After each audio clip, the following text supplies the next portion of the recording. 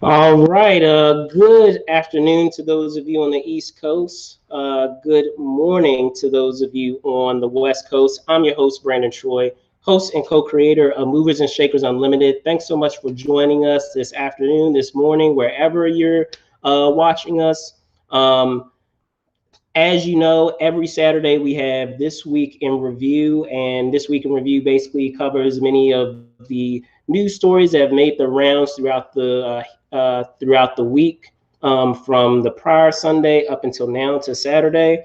As always, I won't be alone in talking about some of these topics. So, as always, I'd like to welcome fellow co-creator Jerome Bourgeois. What's going on, man? Hey, what's up, Brandon? How's everything? Had a good week? Yes, sure did. And again, apologies, guys. Sorry that we started a little late. It's a couple of things that needed to be ironed out, but we are here. The show must go on, as they say. But with that being said, let's hop right into some of the topics that made the rounds this week. First, Jerome, I'll let you take the lead on it, since you are equally familiar with this Of topic. course, you want me to take the lead on this one. Of course, yeah, because I was pushing this when it first came out. All right, anyway, okay, we're talking MoviePass, and I know you guys probably, well, most of you guys probably should remember this because this was a big deal. I mean, originally, I remember when MoviePass, it wasn't as popular. I think it was like $50 a month or whatever, and no one really had a really niche market. Then all of a sudden, it went down to $9.99 a month, and I was like, as an avid moviegoer, boom, I was like, I had to get this, and I got the most use out of it. So I'll definitely have to say thank you, MoviePass, for hooking me up. I watched a lot of movies with it, but as everyone knows, when they, the business model, even though they got a lot of subscribers, it was not sustainable. So they were bought out by Helios, HMNY, and then eventually they went bankrupt. So MoviePass pretty much died. But they changed the game because this, based on their subscription model, the other big chains, they realized like this is a good idea. So then, AMC, Regal, I think Cinemark, a whole bunch of other chains, they started copying. And actually, that's kind of good because, if you watch a lot of movies, that should be, it's definitely a way to save money. But what was interesting that I saw this week is that supposedly there's some tease online of a mysterious relaunch. But the whole thing, it's unclear who's in charge. According to Variety, they did a story on this talking about how what was it? I think it was on Tuesday, the MoviePass website launched a countdown clock set to end on Monday, March 22nd, and a tagline, "The movie's about to start." So and it's saying that it appears the MoviePass Ventures website, which is separate from the company's original MoviePass.com, was registered anonymously on February 7th, 2021. So yeah, this is so hilarious because Mitch Lowe, the former CEO of MoviePass, has no idea. Said, "I have no idea. It has nothing to do with me." No one responded.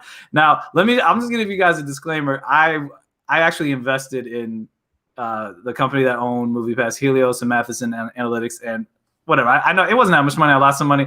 They actually, I will tell you a little inside info. There was a settlement they had because of some shady practices and, situations that was going on with the parent company, and there was a settlement. So just letting you know, yeah, they like I said, they pretty much went bankrupt. And they had some issues and a lot of upset customers originally because there were a lot of promises made, like, oh yeah, you supposedly could watch unlimited movies for $9.99 a month. But then what happened was after they knew that the model couldn't work and they were losing so much money, burning through cash, they started limiting it, saying, oh, you can only watch certain movies a day. And then it was like certain theaters. And then it's like, it was so difficult. I was like, for me, at least, I was like, forget MoviePass.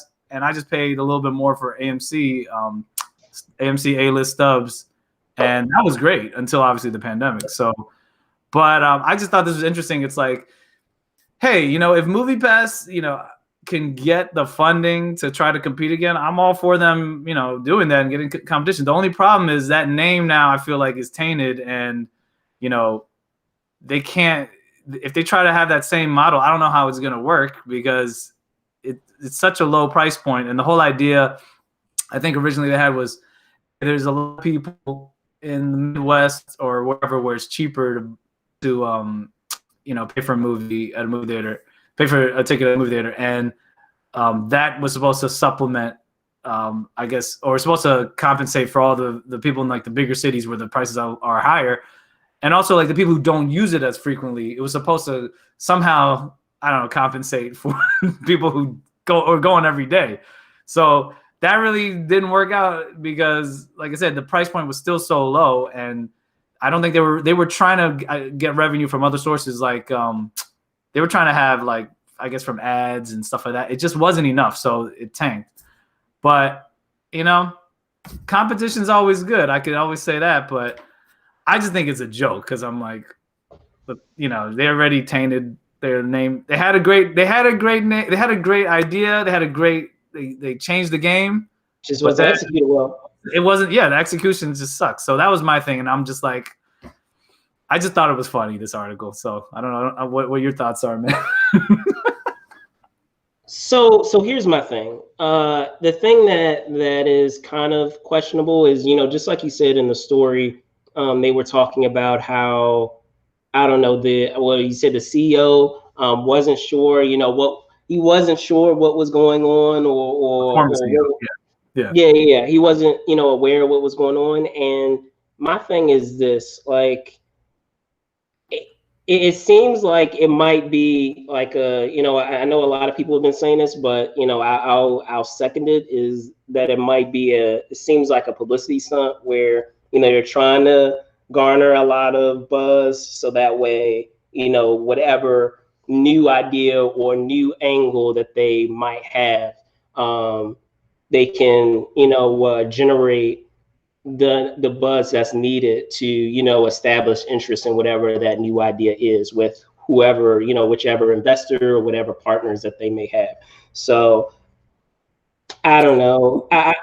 It's an interesting story for sure, but just based off of what I know has been happening, and how it kind of just like imploded prior. Like you said, it doesn't really garner a lot of confidence as to how it can be done again, if at all. So, and also I would say I even wonder if any of the big chains would allow them to be used, because they have their own plan. So they could probably be like, nah. Oh yeah, that was another thing that was happening. I remember, like, towards the end, they were like, some I think theaters were like, no, you can't use it, or they wouldn't let you, because they, even though they were getting the money. I mean, it was really weird. But I will say a last thing that's in this article, they are doing a docu-series about this that Mark Wahlberg's executive producing, so chronicling the rise and fall of the company, the ill-fated company. So I'll definitely watch that, because like I said, to me, like, MoviePass is kind of like, I equate it almost to like Napster, like, great idea, but they didn't maybe just wasn't executed well enough, or it wasn't, just execution wasn't the best. Or even Friendster. If you guys remember Friendster, all those people that they're all like probably wanted to kill them. Oh, well, not I won't say that, but they all probably want to just like just give up in life to see that some other company that took that idea and just took it to the next level and became like billionaires out of it. So that's business. So, but anyway, that is all right. So switching gears, of course I wanted to dip a foot into the superhero realm, as there was some news that happened in the world of superhero films. So this week there was news that one of the stars from One Night in Miami, Kingsley Adir, will indeed be playing in the upcoming Disney Plus series known as Secret Invasion. So let me pull that up.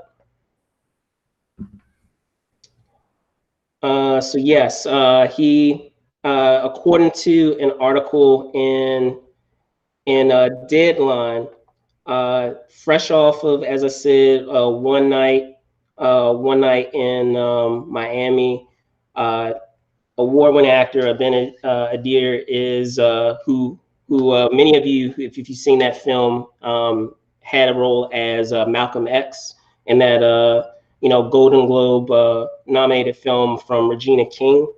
Right now, so far as I know, if I'm to understand correctly, there aren't any additional details as to who he might be playing specifically in true Marvel fashion. Right now it is under wraps. The only thing we know right now is that he will play a villain. So if we're thinking about it within the auspices of Secret Invasion, does that mean that he'll play a villainous character for the Kree, or does it mean that we will finally see some villainous Skrulls in the MCU? So with that being said, what are your thoughts on this, Jerome, and having this talented actor join the MCU? Yeah, I really I think he's really talented because even before One Night in Miami, I remember seeing him on the Comey role. He was playing Barack Obama. I was like, this guy's good. And he's been in the game for a little bit, but now he's finally getting his shine. I mean, it's sad that he didn't get I think he should have gotten nominated out of all of the actors in One Night in Miami for the Oscar, but I mean, whatever. But he's getting opportunities, so that's great. Yeah, I mean, I'm excited about this show. I mean, you're getting Nick Fury, you're getting Sam Jackson in there, you're getting the Skrulls. I mean, when I think of Skrulls, I mean, I'm thinking when it comes to villains, I'm thinking, I don't know. Obviously, we don't know who the villain is, but what comes to mind is Super Skrull. So I don't know. Unless maybe that'd be cool to eventually see that character, come in, tie in there, and then who knows? You could bring in the Fantastic Four that way. I don't know, but I know there's a lot of villains that have not entered the MCU yet, or the MCTVU. Right. Now that's what you can say. You call it, or MCSU. But anyway, yeah, I mean, I'm excited about this because I think it's going to be great as Marvel introduces a lot more of these galactic characters that we haven't seen yet. In addition to that has nothing to do with like Thanos or what we already saw. I mean, of course, I love Thanos. He's like one of my favorite characters, but they have to move on and get into, because like I said, there's so many different characters. I mean, and I don't know exactly that story as well, but I do, like I said, I know with the Skrulls you have Super Skrull, you have other characters too, but in the Kree, I don't know, who knows, and maybe they'll. Well, as I said, they planted a lot of seeds in Captain Marvel, and there's enough there where in true Marvel fashion, Marvel likes to throw a lot of curveballs because they know, the expectations that a lot of comic readers have for a lot of their storylines. So even though they may adapt certain arcs from the comics, a lot of times they'll throw curveballs in there to keep people on their toes and not to follow things to a T and keep things interesting. So in the way that they have, and then I was going to say, secondly, a lot of times they like to fall back on the roots of what the storyline is. Like they like to kind of play around, as I said, with those arcs. So who knows? Like I said, it could be Kree. I hope it's a villainous. For me, I hope it's a villainous Skrull character. It would be cool to actually, as interesting, as nice as it was to kind of have something different of having good Skrulls. I feel like it would still be cool to have some villainous ones too. And I mean, there's so much you could do with that because you can almost have an inner war within that race. Happening where you have your good Skrulls and your evil Skrulls, and there's so many ways that you could play that. Maybe they are partnering with the Kree, or they're partnering with the evil Skrulls. I'm saying are partnering with the Kree or a different faction for whatever reason. There's so much that could be done with that. There's so much that you can mine from that, in my opinion.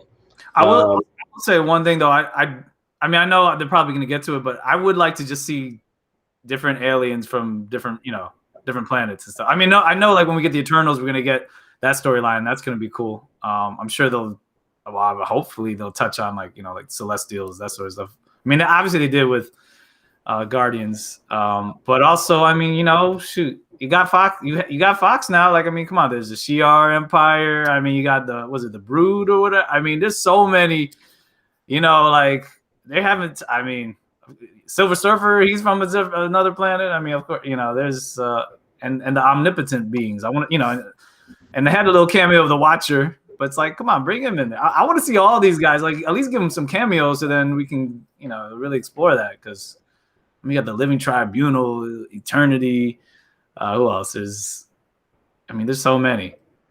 And of course, you know, Galactus. Who knows if they can eventually get to that? I feel like they will, but when they bring in Fantastic Four. But I don't know, man. I do like how they're going in this direction. You know, if we can get into the other alien characters, so. We'll see how it goes. That we will. That we will. All right. So switching gears a second, it's a little beat change, so to speak. So over the course of this week, unfortunately, we did have a passing of, you know, an iconic actor in the world of film and television. And of course, the person that I'm speaking about is Yaphet Kotto. Bring him up here. Many of you probably, you know, recognize him from many television show and a series. You know, I could go down the gamut of, you know, many of the shows that he's part of. Be it, gosh, let me go down the list. I know for some of you, it might be Live and Let Die. For others, it might be The Running Man or Alien. I know for me, it's a combination of Alien and Homicide: Life on the Street.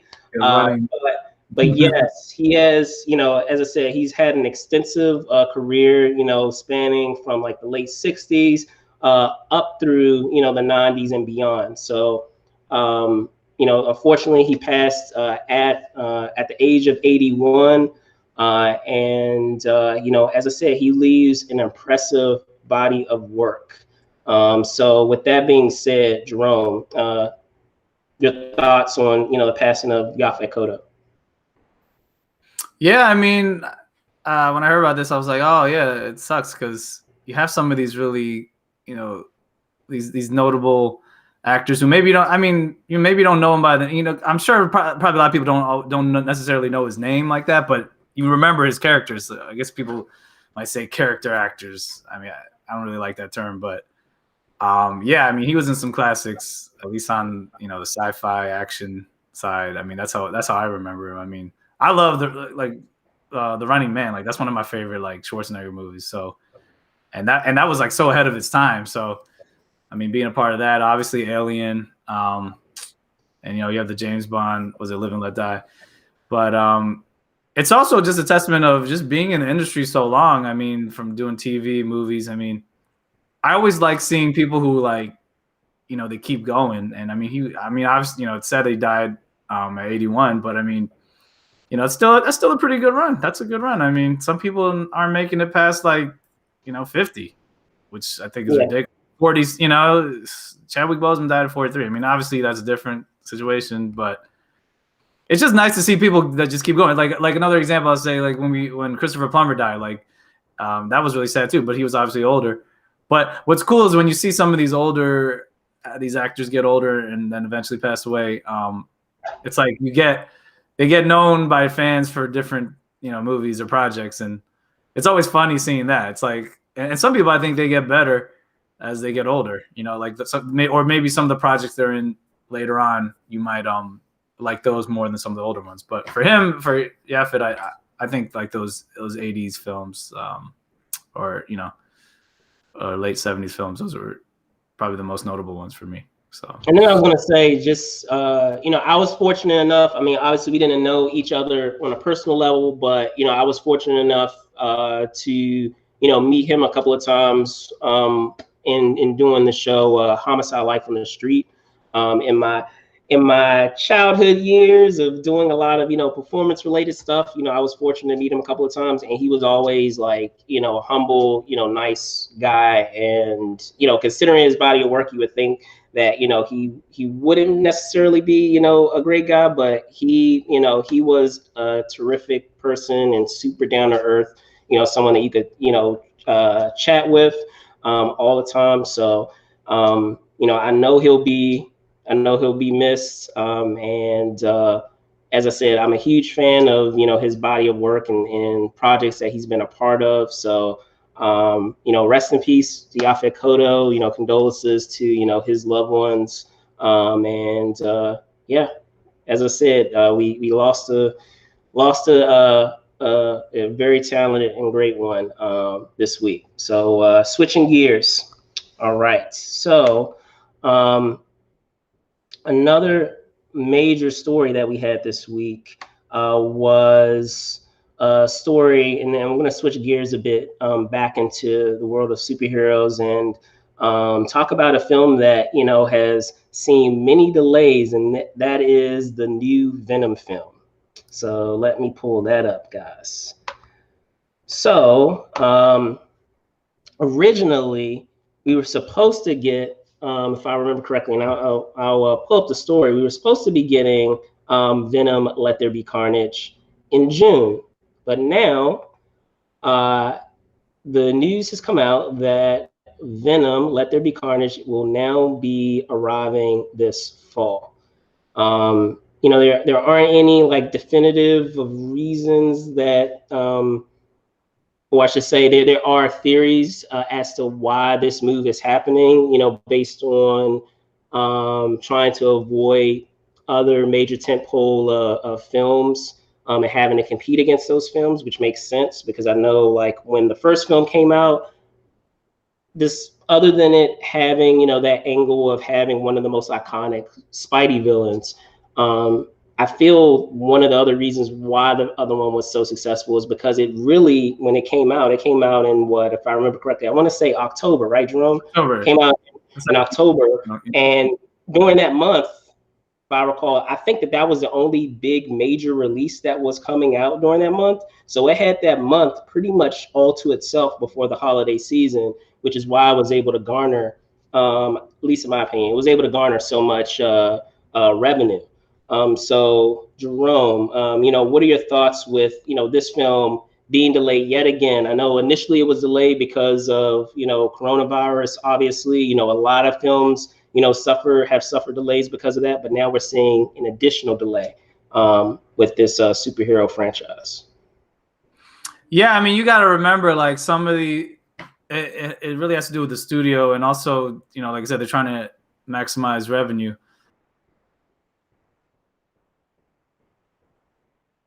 Promote, so they want to, they need to make as much revenue as possible at the box office, especially for a successful, property, and they're trying to build this Sony Marvel Spider-Man world, and I know they're going to try and do crossovers. Obviously there was Morbius that got pushed back, but yeah, I mean, it makes sense because, and I don't care what they're saying about Fast and Furious 9 being pushed back to, to Memorial Day or moving that pack and later in the summer. Like, people are getting vaccinated. Like I said, people are getting vaccinated, but it's still going to take time. And even the theaters opening up in New York City and LA, like, it's not full capacity. So, I mean, we're getting there, but why be the test subject to see how much money you can make for your movie when theaters aren't at full capacity? So that makes sense too. So, I mean, by the time the fall hits, I mean, if everything is going in the right direction still, you're going to have more people going to that movie. And like I said, that movie made a lot of money internationally too. So they're looking at that. Also, like you were saying, it has to do with the month and how much competition is there in that month. And obviously there's probably less competition. Usually there is, but it could all change with this constant change of release dates for all these big movies. So, I mean, it's not really surprising to me. As opposed to, like, anything like we've been talking about, like, Warner Brothers and HBO Max, like, they have a streaming service to push their films, and they're trying to build subscribers. So, and Mortal Kombat's coming out next month. And then you're gonna have Matrix 4. I mean, isn't that the Godzilla Kong movie that's coming out this month, right? Or I don't know. Yeah, it comes out the end of this month. Yeah. Yeah. So, like, that makes sense. Like, of course, like that's gonna, like I said, that's gonna happen, but that's because they have a streaming service and they're getting more subscribers. I mean, it's building. So Sony doesn't have the luxury, so they can't do that. We'll see what Disney does. I think they're probably still gonna release, Black Widow just theatrically, and the same with Eternals. So, and that's gonna be the next thing. I haven't heard anything about that. So everybody's playing musical chairs based on, how much money they can make here. And, that's really what it's going to be about. It's all a business decision. So. Well, I was going to say, speaking on that, though, just as we said, the original Venom came out in October. So my thing is this, if you want to delay it, you might as well just make it a anniversary of the prior Venom, and just, instead of saying September, you might as well just push it all the way to October, because at least then, because I know they tried to, in a very, not in a very direct way, but in a very indirect way, with October having a lot of like darker films, because you have Halloween, right around the corner, in terms of that marketing piece, you can use that and have it just like you did with the first film, have it release again in October versus September. I mean, I understand September too, because, just as you have with January and, those first couple of months, a lot of them are called, like, in the world of Hollywood, a lot of like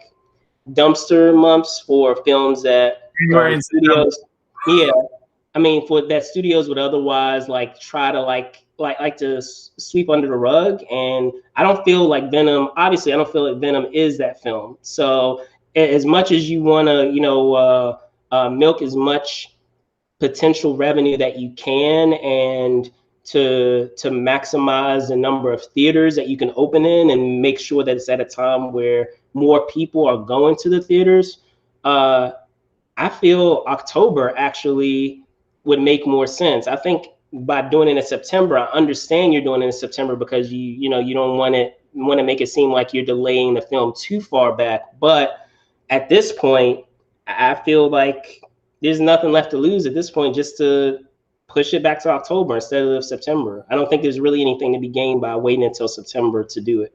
But my opinion. But it could be. It could also just be, like I said, like they, as based on, like I said, based on capacity. So like, what about if, it might get pushed back anyway, or even if they start, like you see a lot of these movies that were released in, well, the ones that were released last year, like a lot of them you still can see because they're like, they're getting people to go, but not enough. So you can just keep that movie there as long as you want to keep it there. And the theaters, they love that. They love that because they're like, we need something new to show. So I think Tenet, like last time I checked, I know Tenet is on, you can watch it on demand or whatever, but I think you still probably can see that in theaters because they're just like, if you can't fill the screen, I mean, what is it? In some of these big theaters, you have probably like a few hundred, maybe 300, I don't know, 500. I don't know what the number is. Maybe say it's like 500 people. You're only getting 25% of that. How many times you need to show it to try to match what you were supposed to get. So it's a lot of these factors. But in the end, I think it's just money. And the real test will be the next James Bond movie, which kept getting pushed back. And it's the same studio. And they had to do that because they need that revenue from worldwide international box office. So. But here's my thing. Here's the reason why I say October. The reason why I say October is there's a whole bunch of advantages. I feel like far more advantages than there would be disadvantages. One, if you aren't satisfied with the status of movie theaters and how many people are allowed in movie theaters by like July or by August, and you have a feeling that it won't change by September, then you don't have to push it again because you've already pushed it back far enough where you have some leeway.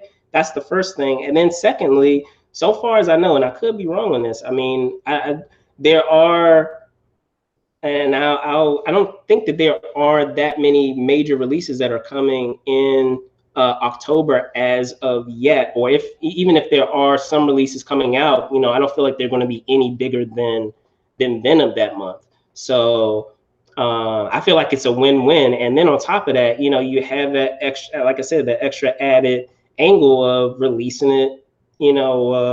I hate to be like, what is it?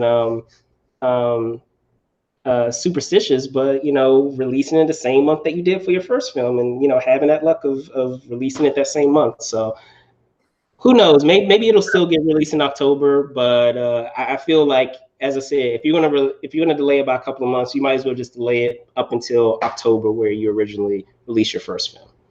So, yeah. But all right. So switching gears to our final story.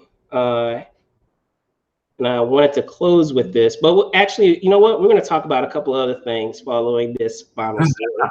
Because as you guys know, this was a crazy weekend when it came to our superheroes. But I digress. Give me 1 second. I'm going to bring us to our next story. So over this week, we had the nominations announced for the 2021 Academy Awards.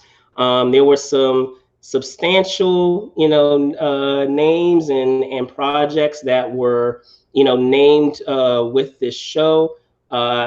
Just to go down the line of, some of the impressive elements that we had. We had nine actors of color who were nominated during in the announcement. We had we had the first Asian American ever nominated for Best Actor, and we also had Jerome? We also had 2 women as well, right? So can you just talk about all the first and the the hallmarks that we saw in diversity that were named in these announcements for the Oscars? Yeah, this was definitely definitely a big year, and Hollywood's finally getting it right. I mean, there's still a lot of progress that has to be done, but yeah, this was really, quite impressive. Like you said, Steve Yeun, who's been in the game for a while, from Walking Dead and now he was Sorry to Bother You, now Minari. Yeah, first Asian American male to be nominated in the Best Actor category. You had what's his name, Riz Ahmed. He's the first person of Pakistani descent to ever be nominated for an acting Oscar. That was big too. Also, Yoon's co-star Yoo Jung-yoon was a supporting actress nominee. She's the first Korean person ever nominated for an acting Oscar, so that was big. Then you have Chadwick Boseman, obviously rest in peace. It's the first time in Oscar history that the Best Actor category is not majority white. And also for, well, obviously, okay, that means including like Viola Davis for Ma Rainey's Black Bottom, Andra Day, United States versus Billie Holiday. And Best Supporting Actor nominees Daniel Kaluuya, Judas and the Black Messiah, Leslie Odom Jr. in One Night in Miami, and Lakeith Stanfield, Judas and the Black Messiah, which I'm very happy that those actors got nominated because that movie was amazing, I thought. And also was nominated for Best Picture, Judas and the Black Messiah, which is also history-making because it's the first time you have the first movie with an all-black producing team with Shaka King, Charles D. King, and Ryan Coogler. So, that's amazing.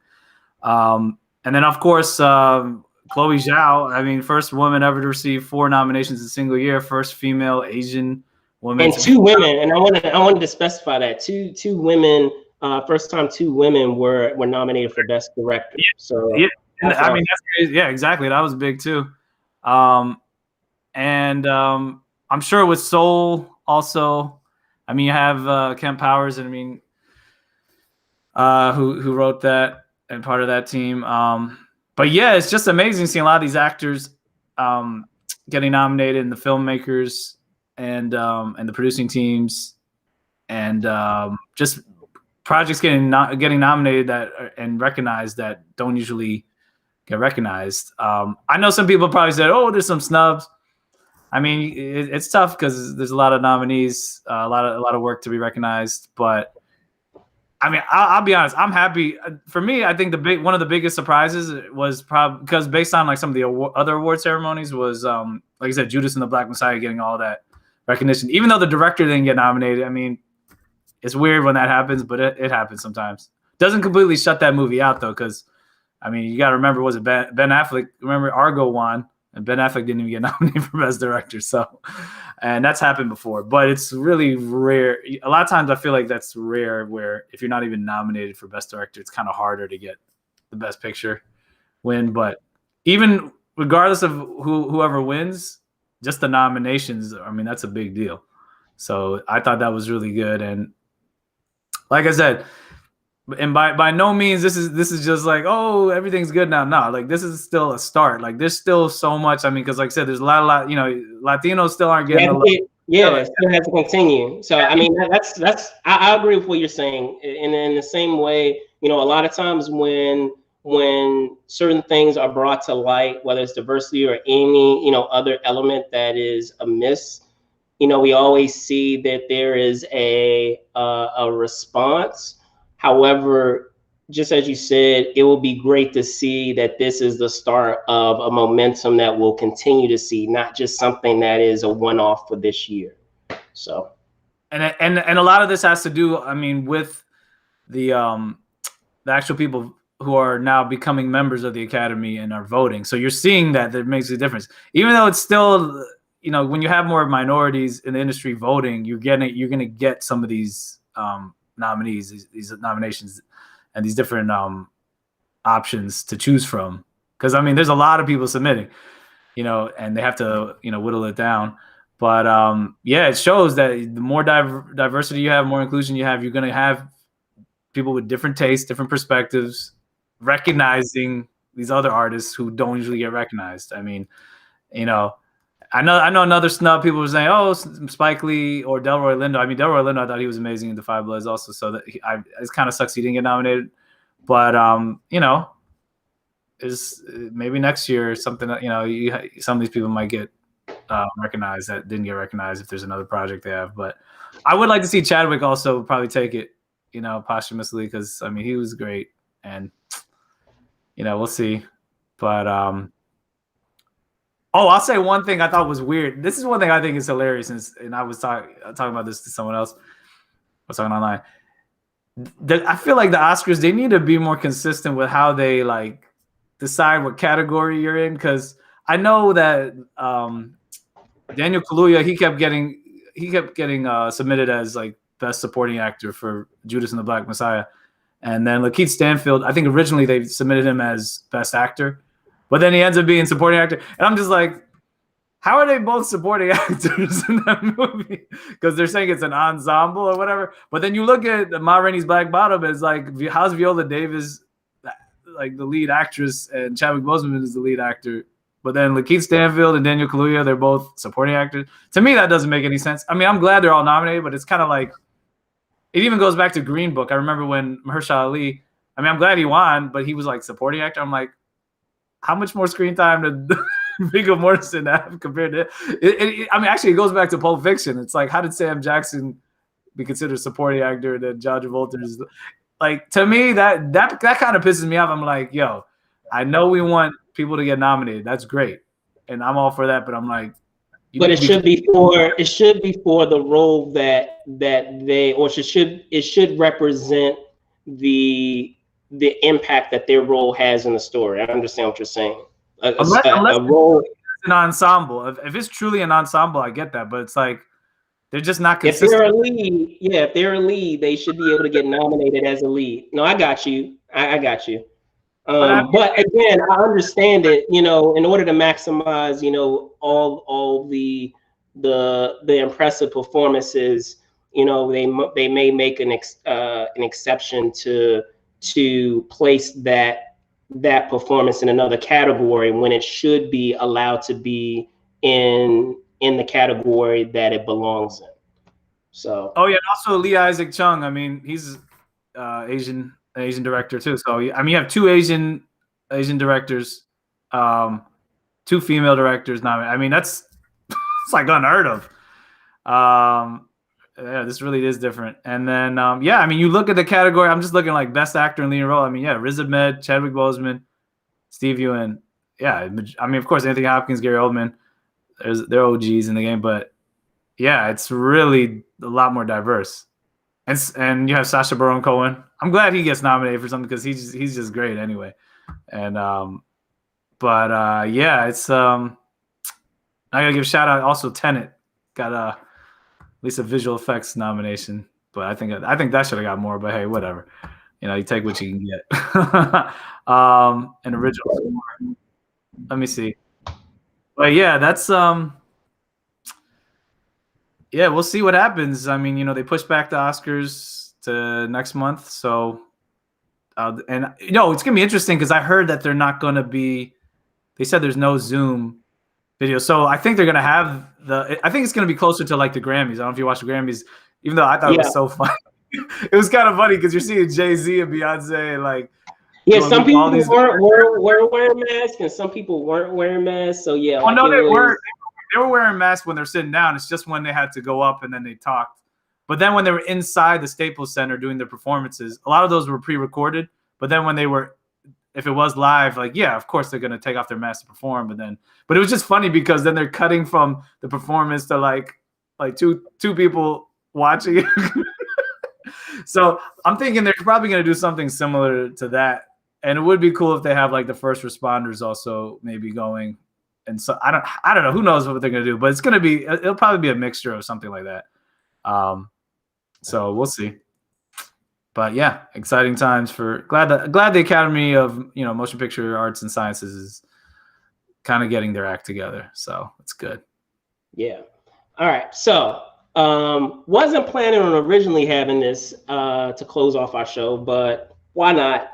As I said, it was a unique weekend in terms of those that were fans of superheroes, as we had two major releases, not just from the DC universe, but also from the Marvel universe. And you probably are, unless you're living under the rock, you know what I'm talking about. So Thursday we had the release of the Snyder Cut, the much anticipated and hyped re-release of Justice League. It released on Thursday on HBO Max, and then of course on yesterday we had the series premiere of Falcon and the Winter Soldier. Now, for those of you that watched Justice League, everyone has mixed feelings about this film and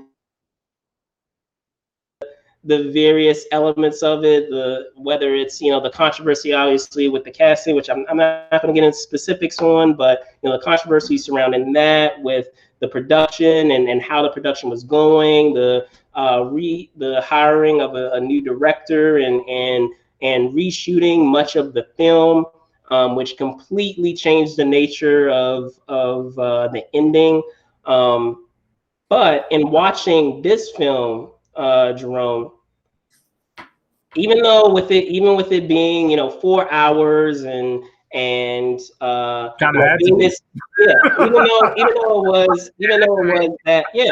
though it was that huge opus of being 4 hours, it was, and I can say this wholeheartedly, it didn't feel like 4 hours. I know for some of you, like, it was like 4 hours. What are you talking about?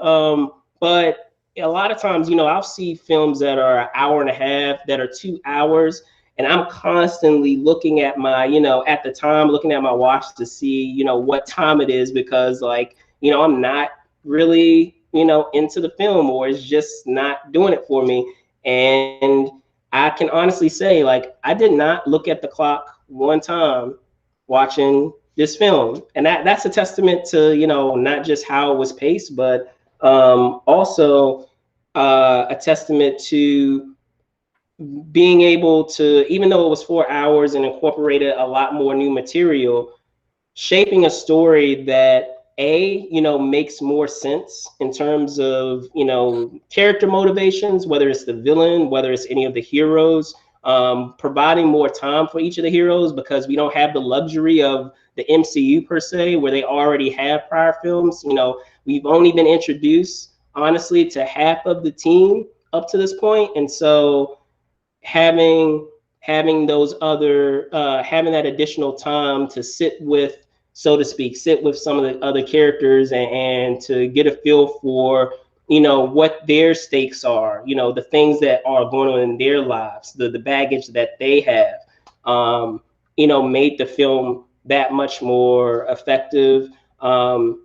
It was a concern of mine to have Darkseid added as an additional force, but the way that it was executed in this film as more of a puppeteer, obviously, it was. And mind you, let me put this up. I apologize, guys. I realize that I'm jumping into all of this. The fact that you're making him a puppeteer, worked in this case. So, and there are other thoughts that I have, but before I hop into all of them, Jerome, please, share, just your overall thoughts, of this film, of this re-release. Yeah, I mean, I'll start off saying like I actually did enjoy the first one. I mean, I thought it wasn't. I never thought it was like great. I thought it was like okay. To me, I thought the original one was like an improvement over Batman vs Superman, which I had a lot of issues. I had a lot of problems with. Even though now it makes me want to watch that director's cut to see if that got improved much. But I mean, who knows? I don't know if that's really gonna make a difference. But I will say that this Snyder cut, the 4-hour cut, definitely made a difference. Because basically, like, we got to be honest, DC was playing catch up. They were trying to copy. They basically were trying to copy what Marvel did, and this is what always happens in Hollywood. Oh, someone does something amazing. You have a universe where all these solo movies are interconnected, and then you build up to a team up movie. And Marvel did that really well with Iron Man, Thor, Captain America, all the solo characters. Then you get the Avengers. Then you go introduce new characters, Avengers, Age of Ultron. Then you do the same thing again, and then your ultimate, boom, boom, Age of Infinity War. Then you have Endgame. But that was a plan that was built up. People understood who those characters were, so then when they combined, they interacted. It was earned, and it wasn't just random people being put in the movie. You watch the first Justice League movie, and even Batman vs Superman. You could tell they were just trying to build up to Justice League, at least in Batman vs Superman. Just like, hey, here's some other characters. Okay, we get little tidbits. Let's put in Wonder Woman. All right, you kind of know her, and she gets her movie or what. And then you have Justice League. They kind of introduced the characters a little bit, and you knew who Batman was, you knew Superman was, you knew Wonder Woman, but you just the Flash and Cyborg and who else was it? And Aquaman. They weren't really developed well. And they just were like characters who were added in there. And you could just tell because the studio they were just playing catch up. But I remember originally, like, this movie was supposed to be like Justice League Part 1 and then Part 2. After watching this version, I'm like, oh yes, okay. So I could see how they could just break it up into 2. And it's really good because with this 4-hour version, I mean, I think it was it 6 parts or 7 parts? I don't know how many parts there were. There was a lot. But anyway, because they divided every section in like a chapter, and I think originally the idea was to have it like be like a mini series. But I'm glad they just released it all in one because I wasn't good. That's to me, everyone knows what happened, so it makes sense. They really spent time just developing, like Cyborg. I thought that was great, and we really understand his backstory. I was just like, I started thinking, I was like, man.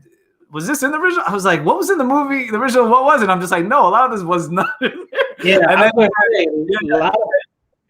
would say, oh, well, hold on. Let me like Wonder Woman, that motivation was really good too. You got to see her in there. And even just like the beginning with, it started off with Superman's cry or whatever, like his it's like, it starts off with his death and everyone's hearing it. It's like, that's the catalyst for everybody, the world being in this, in disarray, and just so sad about that. And it motivates obviously Batman to gather his team, and he feels like he has his debt to Superman for, bringing this team together. And then Steppenwolf, they gave him that motivation a lot better. He had even though he looked like a combination of like the Killer Instinct character and what is the dude from, was it the Destroyer and Thor? Whatever that, the metal armor that blasts like that laser out. And even, I just realized, even kind of like an X-Men Days of Future Past, whatever. That the Future Sentinels. He was like a combination of that and a Centaur mentor. So I was like, okay, they made him a little bit better, but they gave him more backstory. He wasn't just one-dimensional. So that was kind of cool. And how they hinted at Darkseid being the big boss and how he was the real threat. It's not just Steppenwolf. And then like we were talking about earlier, even off camera, the idea of everybody had a purpose to defeat Steppenwolf, and they had it was really a team effort. It was not Superman and friends, because in the original movie they make it seem like we need Superman. If we don't bring back Superman, like we're gonna lose. Like no, like that was my major issue. So again, going back to what you were saying, the big thing that I have, the takeaway, and is right off of what you said. It was earned.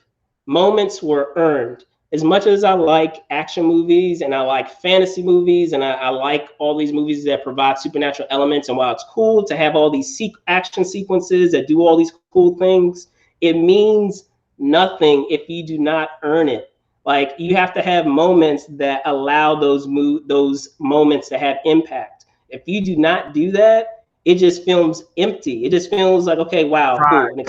Wow, cool, an explosion. No, like, there has to be something behind that. There has to be a reason or purpose why certain people are doing certain things. Why, the fact that it looks cool and it's a cool sequence, that's just gravy on the basis of what you are setting up and what you earn from moments that happened prior.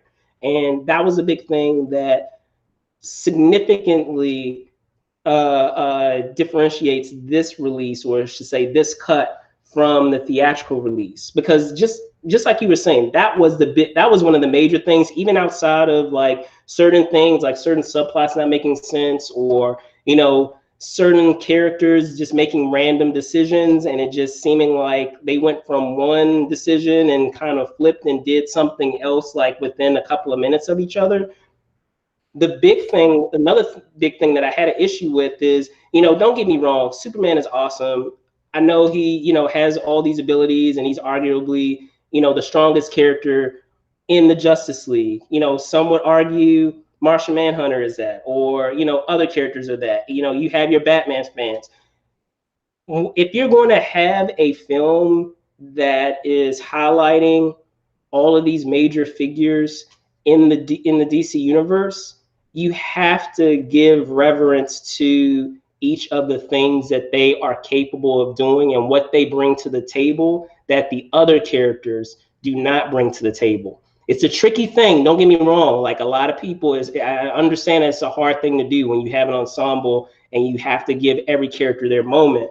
But at least in this cut of the film, even though, Superman, helps out, and he helps out a great deal with the major boss of this film, he still needed the efforts of everybody else. He needed, Cyborg with the mother boxes. He needed Flash.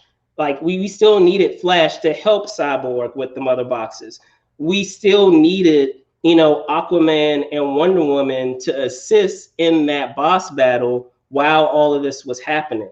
You still needed, Batman's, strategy to plan out how they were going to go about getting taking down, the convergence of these mother boxes. Like, everybody contributed, what they bring to the table, which was great. And the thing that I was going to say too is that I feel like in a theatrical release, because there was an effort to Marvelize much of the film, there was a forced effort to bring in humor, and trying to forcibly bring in that humor into the theatrical release, I feel like it sucked out a lot of the gravitas that a lot of these characters had.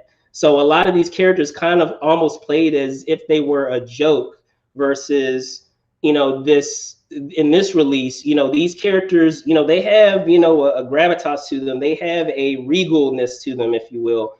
And they were given that in this release, and they weren't played off as a joke like they were, I feel, in the theatrical release, just for the sake of having, funny moments. Because, I mean, don't get me wrong, there were still funny moments in this film, but those moments came out of, the story or the situation more so than just trying to force, oh, we need a funny moment here, let's put a funny moment here. This needs another funny moment. This is too dark, let's put another funny moment right here. Like, it came out organically, and it didn't seem like it was forced, which which allowed the characters to be who they were instead of them becoming like cartoon versions of themselves. I don't know if that makes sense, but like at least I mean, I agree. I mean, that's true, and it's like that just shows like when you have studio executives, or I mean, of course, I mean, I like the Avengers movies that Joss Whedon directed. Like, I mean, I think he's perfect for certain material, whatever. But for them to bring him in to just try and do that to me just doesn't make like that's just when the business side isn't understanding the creative side, and you need someone like a Kevin Feige who does understand both to do that. DC, I still feel like they don't have that. Like, they're still trying to get that person. I don't know who they said it was Jeff Johns. I don't know who, honestly. Or like I said, it's a different situation at DC Warner Media because they own everything and it's the executives. It's like I feel like they didn't have somebody running DC before like that before it was acquired by like Warner Brothers or whatever. Like, Marvel was doing their own thing, then they got acquired by Disney, and Disney was like, all right, you're doing your thing, it works, we're gonna leave you alone, go ahead, Kevin Feige, you run that.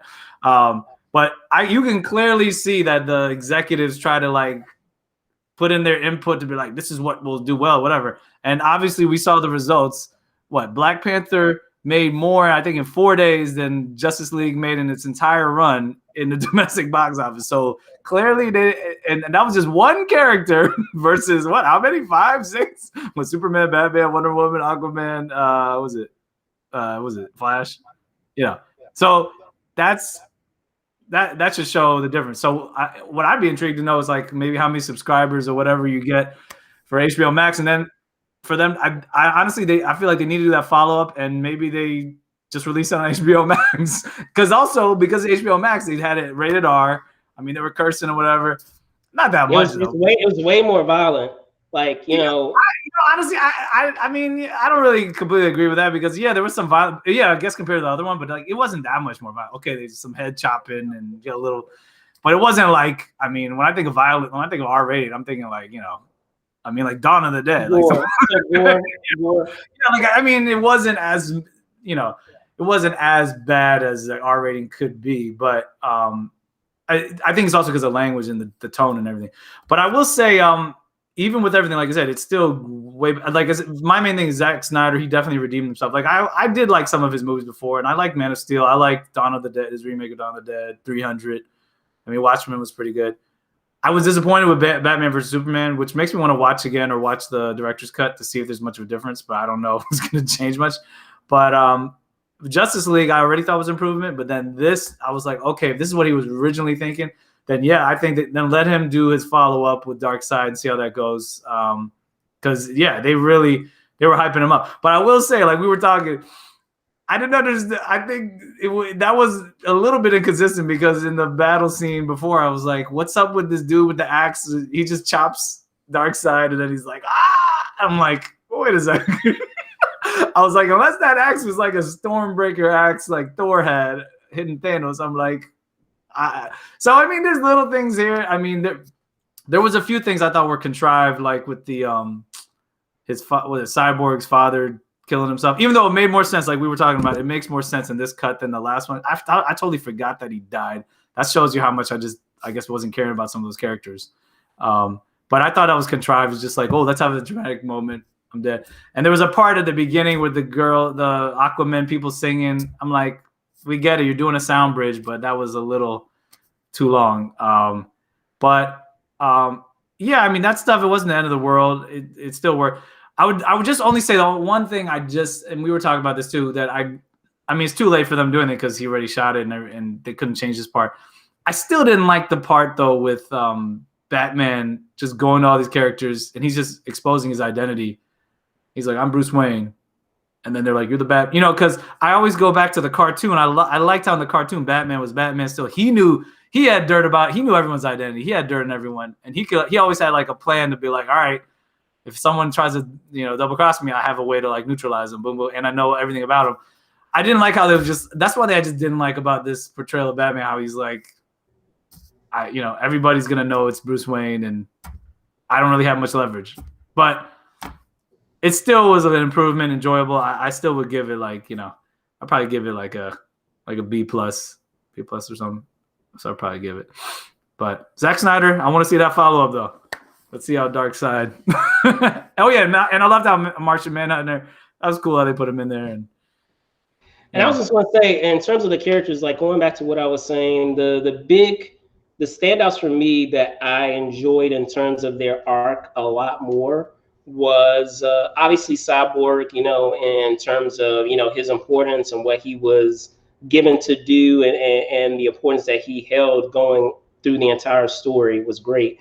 But what they did with Jason Momoa, with Aquaman 2, because like I said, in terms of talking about like those characters that they kind of made like the butt of a lot of like jokes, and they used them for a lot of moments. And the only reason why I say that, I think of while it was creative, I'm thinking of like the Wonder Woman moment with the lasso that we didn't have in this cut, and it was still like, he still had his moments where, he had funny moments and said funny things, but, he still had I mean, he's a king. He had a regalness about him, and he had like, people took him seriously. Like they didn't, look at him as like, a joke. Like he had what's the word that I'm looking for? But he had, like I said, gravitas, and he had a presence about him that I feel like was lost in the theatrical cut.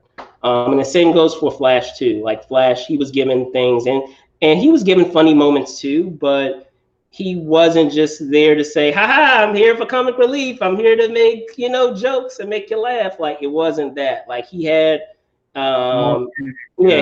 had elements to him, with the whole, background with his parents that was going on. And you saw that even though he is funny, a lot of it is masking, a lot of the baggage and the pain that he, carries as a character. So again, far better cut. But definitely worth it, yeah.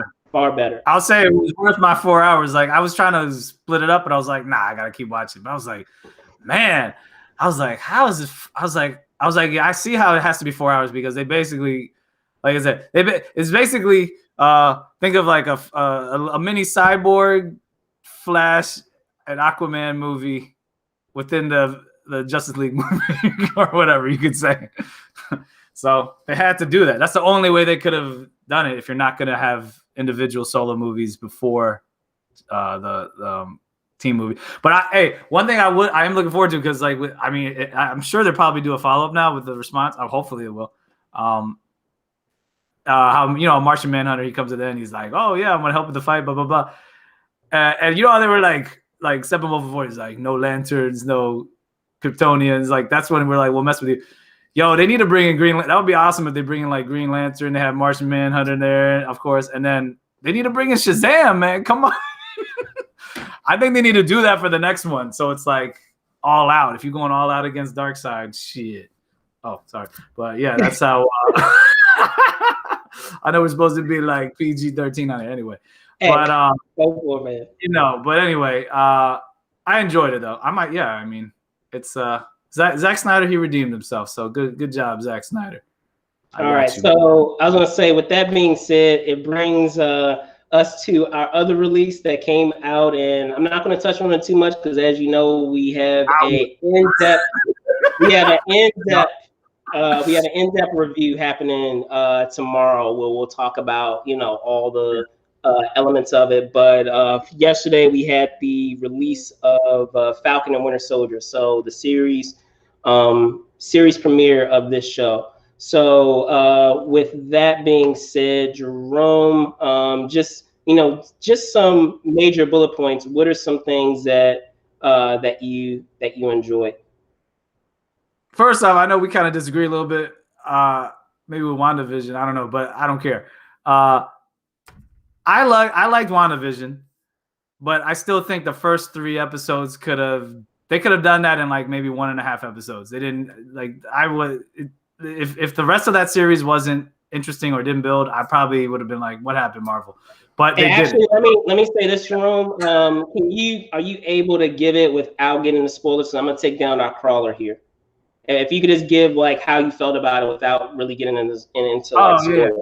We'll do the spoiler one tomorrow, guys. But yeah, non-spoiler. Yeah, I'll just say that like this one starts with a bang. They get to the point. It's like a good original intro, a good beginning entry. They really, what I always like about this side of the Marvel universe is like, this is the grounded version. So you're getting the whole the government shield. So well, there was sword in the other one, but yeah, you're getting like the more grounded heroes and seeing their you're seeing their lives when they're not fighting with the rest of the Avengers and they're doing their solo mission. So it's interesting seeing that part, and it's good seeing that they're gonna there's a cameo too. So I don't know, people probably think already know, but it's nice how they they have a cameo in there. They're definitely I think they're definitely setting up the conflict well for the rest of the series, and it's just an interesting side of the Marvel universe that you're not normally used to, and I think this is a testament too of like how these shows are really long movies or like miniseries. Like I was reading an article where they were talking, they had the director, and also what's interesting about this is the first solo female director to direct a Marvel property. So that's interesting because I know you had Captain Marvel, you had Anna Boden, but she was a co-director, and of course Black Widow and the Eternals are directed by females too, but those haven't come out yet. So this is like, it's interesting how like that's also what's going on with the show. But yeah, Anthony Mackie's a great actor, of course. Sebastian Stan, and they're they get to shine, and their chemistry was already good from the Winter Soldier all up to Endgame. So it is interesting just to see their personal lives and what they have to deal with. And also just the idea of like, you have this iconic Black character who's now supposed to be taking up the mantle of Captain America. So that's like, and the filmmakers behind that have totally, like, they understand what's going on in this country right now too. So it's like the situations, I'm sure that, they're already in this one, like they try to make it as relevant as possible and put in some, commentary in there. And, it's gonna be interesting to see where it goes. One thing I do hope, I don't know if I don't think it was in comics. It's like the one thing about obviously Falcon though, like I feel like the only issue is like he doesn't have the super soldier serum, so it's like he could die a lot easier. So yeah, it brings a lot more. It brings a lot more stakes to his story than perhaps the regular the original Steve Rogers, that iteration of Captain America for sure. That's definitely something different, and it's interesting to see. And of course, like he's not the only character who doesn't have powers, but man, I kind of wish it's like, man, give him the super soldier serum so he can like, because it's like, I know in the comics, Falcon has there's some stupid stuff he can do, like, oh, he can communicate with birds, and I'm glad they didn't do that crap. But but I don't know. Maybe eventually they do, but it's like I feel like if you're Captain America, it's like that's how you can get away with doing all that stuff, doing all this crazy stuff because he can heal faster, he can live longer. Yeah, it takes a lot longer to kill him, but yeah, this makes him more vulnerable. So, but yeah, it's gonna be interesting how it goes. I just like how they start off with a bang, and like they never it's like if I could watch this on a big screen, I'll be like, yo, this is just like. Any other movie they made. So the money. I will agree with you on that. Is that like the production values, without going into like details, but like the production values are very impressive for this, for this series. If anything from the first episode is anything to go by, like we're in for a real treat when it comes to what the efforts and the resources that were given to this series to make it memorable. So I'm definitely interested based on the foundation that they've set with this first episode. There's so many ways it can go, so I can't wait to get into it. Like I said, tomorrow, guys, at 11 a.m. So I'm gonna pull it up here once again. So at 11 a.m. Sunday, so 11 a.m. Eastern Standard Time, 8 a.m. Pacific Standard Time. We will really get into it. We're going to get into every facet, the Easter eggs, all of it. tomorrow. So be sure to join us right here on YouTube. If you don't have us, like and subscribe to make sure that you're getting the notifications on when we go live. But as I said, it will be 11 a.m. ET, 8 a.m. PT tomorrow. All right. So that being said, guys, again, thank you guys so much for checking out this episode of This Week in Review. Make sure that you, as I said, like and subscribe. Drop us a comment, or if you want to hit us up or over social media on Instagram, on Twitter. We do have a hashtag, so TWNRMNSU. So This Week in Review, Movers and Shakers Unlimited. Be sure to hit us up with that. Other than that, Jerome. Yeah, I mean, same thing. You can find me at Liam Productions 21 on Instagram, or at Liam Productions on Twitter. Subscribe to us on YouTube for Movers Shakers Unlimited. On Facebook, same thing. Move and Shake UNLTD on Twitter. And yeah, definitely like, subscribe, follow us, and yeah, we'll be back next week. All right, there you have it. Again, I'm your host, Brandon Troy, host and co-creator of Movers and Shakers Unlimited. You can find me on Twitter at Brandon Troy ENT. However, you can also find me on Instagram at Brandon Troy _ENT. And other than that, I look forward to seeing you guys tomorrow. We do have 2 shows going down tomorrow. So we have the breakdown for episode 1 of Falcon and the Winter Soldier happening tomorrow at 11. But don't forget that at 6 p.m. ET and 3 p.m. PT, we will have a breakdown of American Gods with another member of our team, Emily Whitten. All right, so that being said, thank you guys so much for watching. Be safe out there, and I will see you soon. Deuces.